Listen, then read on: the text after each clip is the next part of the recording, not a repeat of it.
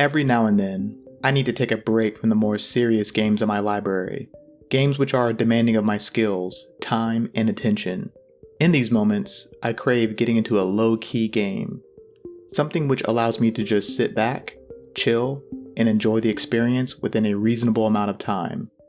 And here comes along Jusant, a new action puzzle climbing game from the French studio at Don't Nod, most famous for their work on the Life is Strange series of games. In Jusant, you're in control of a soul traveler taking a journey to the top of a deserted tower that has unfortunately experienced a tragic drought prior to the start of the game. Along your journey, you'll stumble across various artifacts which tell of this past civilization, and activate ancient devices at the end of each level in an attempt to reverse the tower's condition. The tower consists of multiple different biomes, including sunburnt canyons, cavernous areas filled with flora and fauna, and lush green cliffs covered in stormy winds. As mentioned earlier, the tower is desolate, meaning no NPCs to interact with or enemies to kill. Instead, Jusant provides a cozy, chill atmosphere in which you can just relax, focus, and zone out as you scale the environments while soaked in the game's blissful and transcendent soundtrack. I found the lighting, graphics, and overall art style to be quite appealing as well.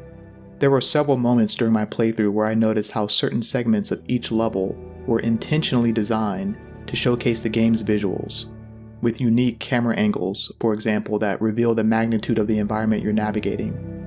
I noticed myself growing with determination and a sense of accomplishment when occasionally glancing back on the beaten path and taking in the scale of the journey I've progressed thus far in.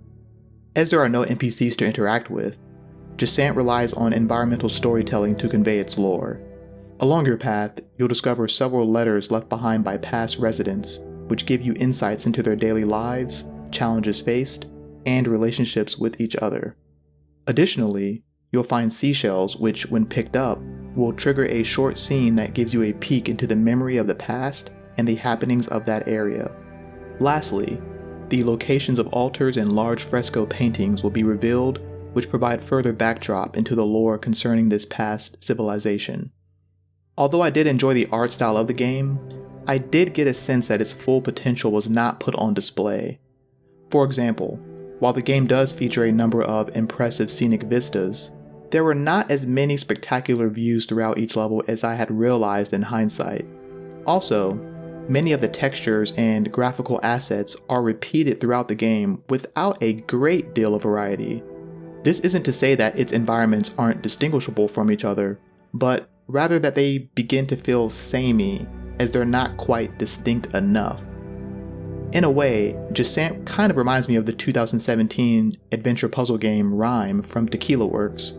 However, I felt that Rime presented a more significant, distinct art style from start to finish compared to this game. Overall though, I found the environments and visuals of Jusant to be satisfying enough, albeit with a little left to be desired. The gameplay of Jusant is centered around climbing.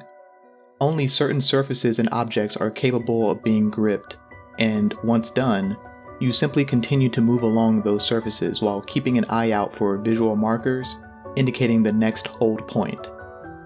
Your rope's main carabiner will hook into various anchor points to secure your climb, in addition to 3 pitons at your disposal which you can drive into surfaces for added support in case you fall. Climbing does consume your character's stamina, so to prevent yourself from falling, you'll want to take a brief rest to restore it before it depletes entirely.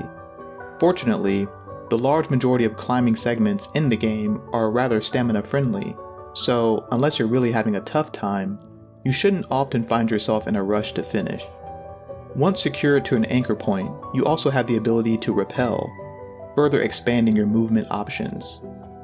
I enjoyed the intuitive physics present during these sections, as you can adjust your rope to get just the right length to swing you towards your destination, or to build up momentum while wall running to propel you forward.